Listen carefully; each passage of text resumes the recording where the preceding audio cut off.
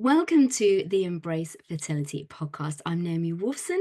I'm a trauma-trained cognitive hypnotherapist, and for over a decade now, I've been supporting women both emotionally and energetically to conceive, carry, and birth the babies that they long to hold. I personally went through infertility myself, and it was after a failed treatment round and having a panic attack on the London Underground that led me to retrain in the amazing mind-body techniques that I share now with women across the globe. I'm the founder of the Embrace Fertility Method, which leads women through my unique program of comfort, coping, connecting, clearing, and creating to create the lives that they desire. Hello, everyone, and welcome to another episode of the Embrace Fertility podcast/YouTube channel. We're back with another fertility expert interview round, and today we have Bethany Gettis, who is an internationally recognized certified holistic nutritional consultant, a former health nurse with 17 years of experience in health and wellness. She is passionate about balancing hormones, improving fertility health, and supporting family well-being. She specializes in empowering women and families to achieve optimal health through personalized nutrition and holistic practices. Hello, Bethany. Hello. Thank you so much for coming on today and talking to us. And the title we've gone for today is Nourishing Your Body and Soul, Holistic Food Practices for Women on the Infertility Journey. And as we've Mhm. been chatting over the last few weeks and getting to know each other and understanding each other's businesses, we're really talking about how when you want to become a mother, it's all about nourishing yourself. So from my point of view, it's ensuring you're nourishing yourself emotionally and energetically instead of depleting. And obviously for you, that becomes very real with actually providing the nutrients you need. And so many times when people are looking at their diets or fertility, like I did, I just cut out so many different food types, Mhm. attempting to be healthier and more fertile. Um, and so you were saying that it's really the opposite in the way that you work. So I'm very excited um, to really dive into this today. So talk to me about what holistic nutrition means. So holistic nutrition is something where it's based on kind of their overall all body. Kind of my previous experience was working in a diet and health clinic as a nurse prior to, so it wasn't holistic and it was very regimented. And what I really wanted to do was I wanted to go back to school and understand holistic nutrition because there's so much involved. There's mind, body with everything that you do, like you mentioned with fertility. It's not just sort of follow a very regimented plan. It's and not about cutting things out, like you mentioned. Holistic nutrition is more about kind of finding what works for you, your lifestyle, your body type, that maybe the ailments that you have going on, and you're putting that in and nourishing it. So you're trying to sort of find supplements and foods that are created here on earth. They're not man-made. And these kind of foods are going to actually nourish your body. And that just makes so much more sense because if you're restricting yourself in any Mhm. way, and so many of us, when we're trying to conceive, we end up restricting, stop drinking, maybe stop doing the exercise that we liked to do. There's a lot of lifestyle things we can give up in the pursuit of Yeah. fertility. And then if you're really restricting your diet as well, it can feel like, especially when you're not getting the results. And so month Right. after month, you're not seeing a positive pregnancy test. And so it just adds to the emotional distress of an already very distressing time. So talk to us about food as medicine. Food is medicine. So when we have food as medicine, we're trying to sort of find foods that are positively going to impact our hormonal balance and reproductive health. And what you just kind of talked about is a lot of people kind of find Dr. Google first, and they'll kind of find things where they'll look for like what shouldn't you eat to be pregnant and all that kind of stuff. And the problem is they end up looking for things that may not be suited to them. But actually food is medicine. It can be soulful, it can be cultural, it can be like events and things like that. So food is medicine in terms of there's lots of different foods out there, different nutrients that we can actually put in our bodies that will help um, move things around, move energy around as well. And food does have a lot of different energy in it. Like if you buy something that's packaged, it doesn't have a lot of energy in it. It usually doesn't have a lot of nutrients. Whereas we buy something that is living, like produce, fruits and vegetables, possibly organic meats and stuff as well. It has a lot more energy to it. And this is where food can be very nourishing for women especially. And how did you work, um, particularly with people? Like, what's like the starting off point? If someone had maybe, yeah, like been on Google, but that's as far as they've gone in terms of understanding nutrition for fertility, how would you recommend people get started? A lot of the times people are sort of finding the new trends and unfortunately a lot of people come to me based on more so trying to lose weight to get pregnant, or I see the opposite spectrum where they're not eating enough. So there's a lot of what you said, like restricting going on. So there could be restricting, maybe certain foods are taken out, but then when I have maybe a look at their blood work, or we look through sort of sensitivity testing, maybe they actually are missing nutrients, like they're anemic or something like that. And so they're actually sort of not helping themselves. And that's where we need to sort of start adding the right foods in. Um, where a lot of women come to me is usually based on weight. So this is where I'm seeing more so PCOS, like high testosterone levels. Endometriosis is a lot more inflammation going on, estrogen. So that's usually where the fat accumulates around sort of the pear-shaped body type as well, in the thighs, the buttocks, and like more of the abdomen as well. So this is where it's kind of trying to find out like where the woman's at, because a lot of the time it's I need to lose weight in order to get pregnant. But then when you start to sort of do that, you're not really helping your body because you're trying to sort of diet. And a lot of people will start to restrict or follow trends that maybe isn't really suited to what they're looking for. When I start with a client, I typically go through first a consultation with them. And this is where we kind of talk about like, have you had any previous blood work done? Have you had any diagnosis from any doctors? And this is where sort of my investigation starts first. Based on what they have going on, because there's a multitude of things that could be affecting their fertility. They could have endometriosis, they could have PCOS, they could have autoimmune thyroid conditions, maybe they're celiac and they don't know it yet. Unexplained fertility as well counts for, I believe I spoke to a doctor recently. She was telling me that it was 50% is unexplained in terms of stress, alone, like the last few years. So a lot of women are coming to me saying, I have these problems, but here's what I think I should be doing. And a lot of the time it's like really false information and listening, I think, to the wrong advice, unfortunately. And this is where I think having a professional is really good at sort of looking at maybe what's going on, like your body system, like what is actually happening, because we need to correct that first.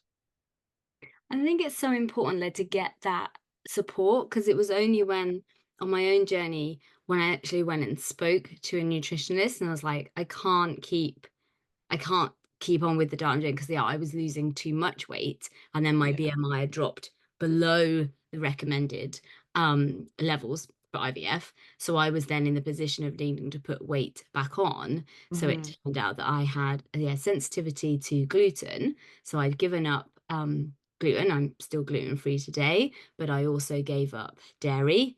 I gave up sugar. I gave up deadly nightshades because my acupuncturist suggested.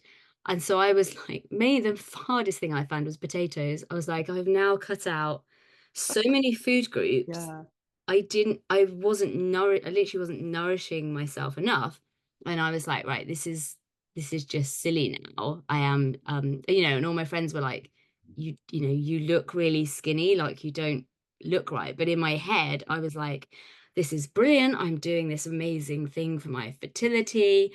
And actually my diet was then impacting my mental health as well, because I Yeah. was restricting myself so much on the one point of like literally nourishing my body enough, but also in terms of going out for meals was incredibly difficult. With being like, finding it really hard in a restaurant to actually find something I could eat, and then Hmm. family being really worried to me. So if someone feels that they're um yeah, feeling really co of a add on to this is, like, I was doing it as well to for that sense of control. I couldn't Yeah. control my infertility, my fertility, but I could control what I was consuming. So speak to us a little bit about that when someone's using diet to try and get that sense of control in their life, and how it can be, how to do that in a really positive, healthy, empowered way rather than control and restriction. That speaks very true to me because I worked in the diet industry and I saw a lot of that where there was a lot of factors of the control was with food. So usually there's ends of the spectrum I've noticed. It's like the non-nourishing, what you mentioned, and not getting enough, but you think you're doing something really good for your body. And then the opposite spectrum where it's kind of like an overindulgence, or I don't care anymore, nothing's working, so I'm gonna just keep doing what I'm doing. And a lot of it never really has to do with the food itself. It usually has to do with what you just said is the control factor, either end. Um, it's where when I'm listening to a client, I'm listening to the verbiage that they're talking about with food. And if I have somebody that is telling me they've done all different things and looked at research and this isn't good for it and that's not good for it and I'm limiting this and I'm taking this out, then I'm starting to get, okay, you're on sort of this side. Versus if I'm dealing with somebody that is a big emotional eater and is very overweight and needs to lose weight in order to get their BMI down, which this is where they're usually seeing doctors, IVF doctors, things like that. And they're like, they need to lose weight, right?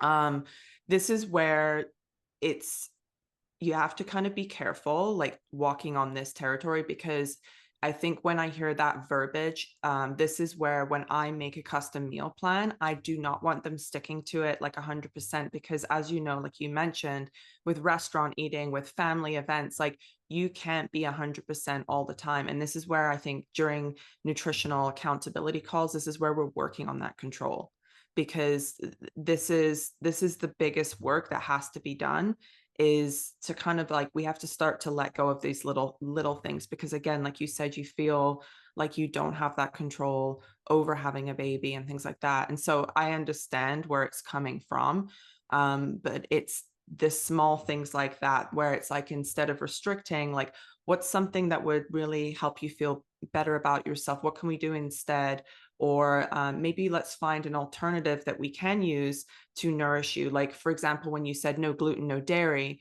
a lot of clients will say to me, like, well, now what do I eat? I basically am eating chicken and salad and I'm so bored and I feel hopeless about this. And this is where when I make custom plans, I put in like treats, things that is like what they like. So I usually ask them like, are you sweet? Are you salt tooth? Like, is this something that you would enjoy? And I put treats in there as well, because that's part of the soul food and the nourishing is that you can't go through life white knuckling and saying like, I'm going to just eat this because for weight loss itself, it's not sustainable. And for under eating and that it's not nourishing the body enough and you're malabsorbed, like you're not getting enough nutrients. So this is something while I'm doing my consultations, I'm definitely listening in on kind of the wording that's being used as well. And typically, if I start hearing certain things, I will ask, have you had, eating disorders in the past, or are you struggling emotionally? Like, what's your evening look like? And emotional eating typically happens late at night for most people. They're left with their thoughts, and that's usually where it kicks people. But definitely the undereating comes into factor as well with that one. And that's a big part of the work, that I've been doing with some clients is like, yeah, dealing with if you're using, yeah, food to help manage the stress of life, but also Yeah. fertility treatments, then really looking at there are so many other ways to be doing that. An emotional freedom technique, EFT tapping, is fantastic to help with weight management, with balancing your emotions so that Yeah. you can disconnect the emotional eating or the control that the sense of control that you're getting from the food. 'Cause you're Yes. not actually in control, you're actually having a negative impact on yourself. But this is Mhm. the joy, and this is why I invite people onto the podcast to show that there are many different ways and many different people that can support you on your fertility journey. Mhm.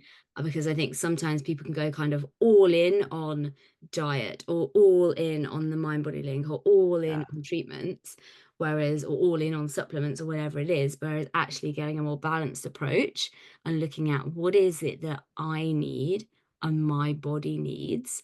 And this is where it's amazing to actually speak to a professional who's trained in this and has that experience to go, Mhm. oh, I'm noticing a pattern here. And then you know the questions to ask to unpick. Right. Yeah. Taking a quick break to invite you to my next free masterclass. I run these at least every 2 months throughout the year. The next one is on Wednesday, the 5th of March, and this is going to be how to maximize your chances of pregnancy success using the mind body link without having to just relax or stay positive. This is founded in the science backs studies that show by utilizing the mind body link and the subconscious mind, we can not only enhance fertility, but make the road to parenthood so much more comfortable and enjoyable along the way. You can sign up on my website, embracefertility.co.uk. You will also get instant access to my Fertile Thoughts Reset MP3, which in just over 3 minutes allows you to soothe your mind, calm your body, and bring yourself back to reset, which is so important on this journey. So go to embracefertility.co.uk, and right there on the homepage, you'll see a button for free class. Just sign up now, and I'll see you at the class. So talk to us a little bit about how you got into working in this field.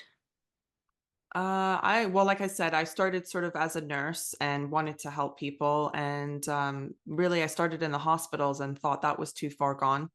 I really wanted to help people, prevent them get in that space, and that's what drew me into sort of the diet and health clinics. As I started working there, I heard again, like what you said, more tapes and more disconnection from their body, and food was kind of more of an issue with control and things like that. And there was a huge missing element. And I would like to really help people with their holistic nutrition, because I think that food can be medicine. And also on my own journey too, personally, I did struggle with periods, things like that. I had hormonal issues. I do myself have PCOS. So young, probably in my 20s, I got told by my doctor that it'd be really hard for me to get pregnant. And I kind of had the unexplained, and was told that really this was going to be difficult. So going into holistic nutrition really opened up my eyes of like the availability of like there's so many modalities out there that could help me. And so I kind of went down that path, and I ended up having my two sons naturally. I was actually in Greece, so I was eating a Mediterranean diet basically, and just kind of didn't have it in my head that it would even happen. And when I did get pregnant, I was so worried that I would lose, the baby because of everything that I was told. But no, I had him, everything was all good. And I had my second son. So they're now 9 and 11 years old. And yeah, I've just really been working on my hormones myself. And I help a lot of women with their hormonal health. And I just kept finding that I was getting more and more women stuck, sort of like, hormonal issues, hormonal changes. Our food has changed so much. Our food is way more processed, beef, in terms of animal meats like that, and milk industry, wheat industry, it's all changed. And this is where we're seeing a lot more issues with the endocrine system, the digestive system, mental health issues, and they're all connected.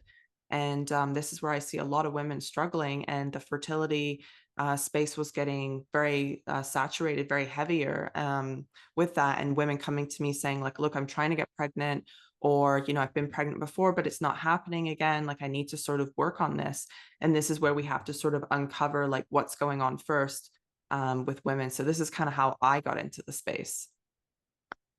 Amazing. And I think it's so important, isn't it, to have that community around you and to find the people with the right knowledge to be Hmm. able to help you, because I think doctors can only give you sort of one side of the story. So same Yeah. for me, diagnosed it in my teens, told I probably need IVF to have children. There was no talk of what diet could do. There was no link of like, oh, endometriosis inflammation, you might want to look into giving up gluten. Like Yeah, there was no conversation at all from my doctor at that time. And it was only when I was then going through infertility that then I suppose you become more pressure was on me then to like, right, really get on top of this now. And you become a right, detective. And then started to look into things, and it was like learning that, oh, having a bloated stomach every evening, not normal. And it was like, well, I just sort of assumed that was the endometriosis, but it wasn't. It was the gluten intolerance. And so it right. was like, you don't know what you don't know. So the joy of then, and well done to people like listening to this podcast, understanding, increasing your knowledge on different topics so that then you can be like, oh, is this something, what bits of this resonate with me? What areas do I want to research? Mhm. Do I want to look into? Um, so in terms of like people bringing meal planning, cooking methods, mindful eating into their lifestyles, how would you recommend people get started? I know you have some amazing resources on your website. So if someone's like sort of just new to this, like what's the next step that they can take?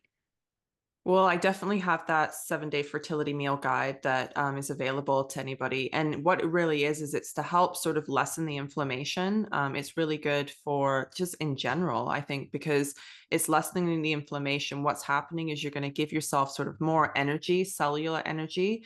And it's kind of back to basics because I think we complicate our food so much. We buy a lot of, convenient foods and packaged foods, and I think there's a lot of misled information out there in terms of as well, like we are very carbohydrate central everywhere we go. And I think people in general just think lattes are okay, muffins, but they're like basically same sugar as having a cake in the morning for breakfast. And starting your day off like that, it's just changing your breakfast, having a decent lunch, having a nourishing dinner, just kind of seeing what it actually looks like to kind of get you started. That's a good starting place. In terms of like meal planning and prepping, definitely with, I would say like endometriosis, because it's high estrogen, I would usually avoid plastics. I would use more glass containers, especially sort of like cooking your foods and things like that as well, because that leaks into our system. Products that we use as well, very heavy in terms of plastics, and it goes into our systems and mimics estrogen in the body. So this is also like helping reduce inflammation. So even just methods like that, that's really helpful. Meal planning is good because it kind of takes the stress of like having to cook every single day. It's always great to have like leftovers. Like I'm a big fan of that in my family, is making extra sort of dinner so then we have leftovers for the next day. I think that's really helpful. And mindful eating as well. Mindful eating is, most people are on the go. They're in their car, they're eating their food, they're watching TV, they're on their phone, and they're not even paying attention to the food that they're eating. So sitting back, going back to basics, sitting back at the table again, at least one meal a day, try and get to the table, actually pay attention to your food, enjoy what you're eating, because the problem is when we are distracted, we're driving, we're on the phone, we're reading, we're watching, a movie, is that our brain actually isn't acknowledging how much we're eating, and it doesn't tell us we're full. And a lot of that usually happens around with junk food as well. And then we're like, how did the whole bag, go? How did all that chocolate go? Like it's stuff like that, right? And I think, and then it really helps your digestion as well. Like I found sitting at the table and giving myself time to digest rather than being Hmm. like, right, well, I fed myself, off and up, carrying on Yeah. with the day. So I found having things at the table, so like focus on the food. Obviously, if you've got other people with you, conversation. But if you are Hmm. on your own, focusing on the food, but then having something mindful to do afterwards. So instead of reaching for your phone, I have little mini Lego sets, so little mini cupcakes that I send to Embrace Fertility members in their welcome box. And just have that, just keep that on the dining table, and then you can sit and do 10 minutes of Legoing, and you're getting yourself into that really calm state, and then your Hmm. digestion is going to work so much better than if you like shoveling it in and then dashing on with your day. Like having a proper lunch break is like the prescription I give all new members is like, how long are you having for lunch? Have a proper sit down meal and then ideally have a walk afterwards and get Mhm. outside, ideally into nature, but at least into daylight Yes. or then pushing on because so many people are doing like a 9 hour day, sat at their desk or, sat in their office in their home, Yeah. and then not having those traditional breaks in the day because we're just, 24/7 society. So that can be so helpful as well. A couple of notes on that too is that it's the whole notion of rest and digest. So even after dinner, we do the same thing. Like, I think it's just a natural thing is that you feel kind of slower after when you've had a little bit of a heavier meal. So usually this is where we are resting and we're kind of having that conversation and our family is sort of getting together. Or you're with your partner, you're sitting and having a conversation, and this is where you're letting your body rest. The other thing too with digestion is not over consuming liquid at the dinner table. So what happens if you're guzzling back like fruit juices or anything like that, you're spiking your insulin up as well. Or pop or things like that. I would just sip water because again, you're kind of diluting the gastric juices in your stomach as well, and you need that in order to actually have it churn and like digest for you. So that's a big one as well. I've noticed is people chug like water, or they'll drink lots of fruit juice or pop and dilute their juices, and then they're actually having like indigestion later because their body isn't actually properly digesting the food. And it's such simple things, isn't it? Because I remember my gran always saying that. She was like, "You're not allowed to drink with dinner. You can have one half an hour later." And I always remember my grand's being like, "Why can't we just have a drink?" And she was like, "It's better for your digestion. You can have one in 30 minutes." And it's like so like old school, but for really good reason. So my grandma's a nurse. And so she was like, that was just the rule at my grand's house. Um, so talk to us about really encouraging people to empower themselves through food to make the right choices. Yeah, you definitely need to sort of look at your values and look at where you're at with yourself, your family, like like what do you sort of agree with? Like I see sometimes like vegans and things like that. Like if you don't agree with something, you're not going to go and eat something that doesn't agree with you or your values or anything like that. Or if you're kind of more environmentally friendly, obviously, consuming more plant-based foods if that's kind of how you feel. So you kind of need to sort of just listen to yourself, your gut, and what you would really want sort of in a meal plan as well. And this is where I make sure I listen to people because customizing the meal plan isn't about like you fitting to something else. It's about me customizing it to you and your lifestyle. So you can empower yourself, and it is your roadmap for you to take on that journey. And like I said, life comes up where there's birthday events, there's parties, there's Christmas events, like all this kind of stuff that comes up, and it's sort of just giving you that like those tools, that encouragement like we talked about earlier in terms of having different holistic modalities. Like it's really good to have all of that available to you, and get educated as well, get educated on what is available so you don't feel like you are limited. So that way you actually have, the encouragement and the empowerment for yourself to kind of make that stand for yourself. And then it turns into a lifestyle. It's not just like a one time, it's only in order for me to get pregnant. It's like, oh, okay, like this has actually really helped me. And maybe my skin's cleared up, or like you mentioned about like the bloating, like, oh, the bloating actually wasn't the endometriosis. It was actually from gluten. And then now you start to feel better because you're eating less gluten in general. So having sort of that knowledge, you can use that going forward and then also teach that eventually to your own children. And I think that's the joy, isn't it? It's the things that you do now, the things that are really going to benefit you now are probably things that are going to stick, that you'll take Mhm. into pregnancy, you'll take into motherhood. Mhm. So investing the time and energy to really understand these things and make them part of your life and seeing them like that, like this is a lifestyle choice that's for me and my Mhm. family rather than to just get pregnant in the moment. Right. Because there are, yes, I'm still gluten free. I do now have dairy again, but quite limited. And the way I eat is still very similar to how I ended up eating um, at the end of my fertility journey, because it suits my body and it works. Right. So before, yeah, I was very carb heavy, and I was pretty much, having like cereal and toast for breakfast, pasta for lunch, and a Yeah. massive pile of potatoes and meat and veg for tea. And I look back now and it's like, this is mainly carbohydrates. Like, no wonder I was Yeah. so bloated at Yeah. the time. Is finding when your body is responding well to the food that you eat and it really feels like I'm nourishing myself is such an amazing feeling. Yeah.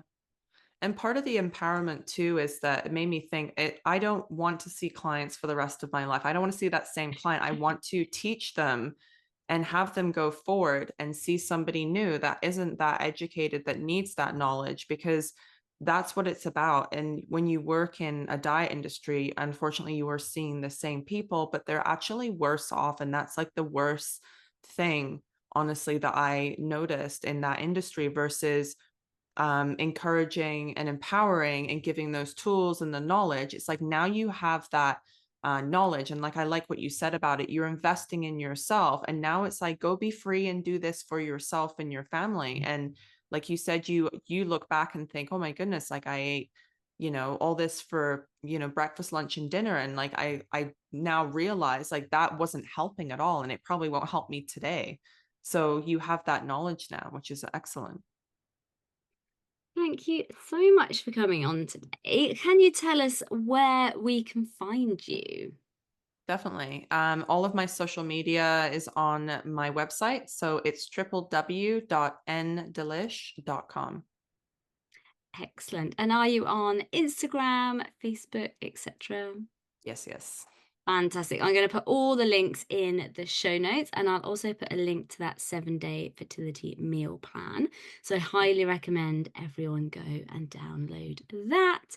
Please do let us know if you've enjoyed this episode, what your highlights were. Come on to Instagram and send us a message, tag us on the post about this episode, and let us know if you have any questions. If you've enjoyed this episode, please do subscribe to the podcast to be the first to know when new episodes go live.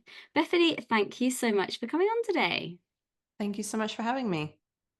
Bethany is very kindly running a call for my Embrace group this coming Wednesday, and she has extended the offer to invite everyone who's an Embrace Fertility listener of the podcast or on my mailing list or followers.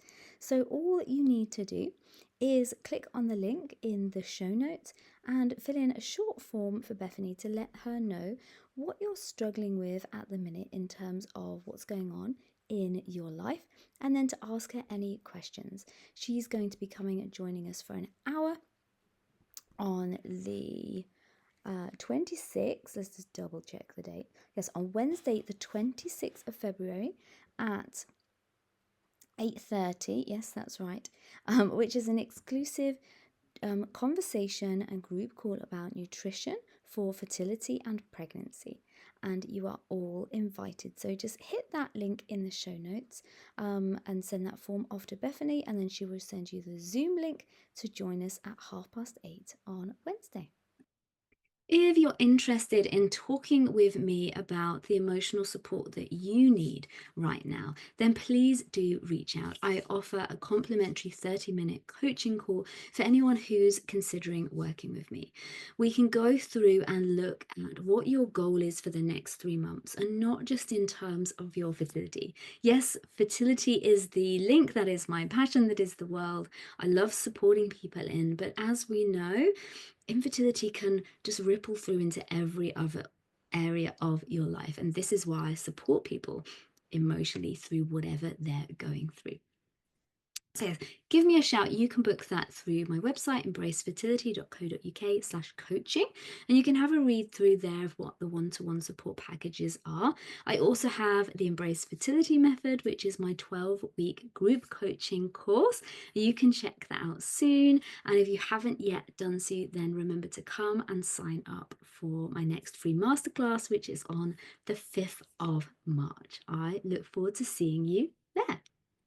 If you haven't done so already, please do like, subscribe, share.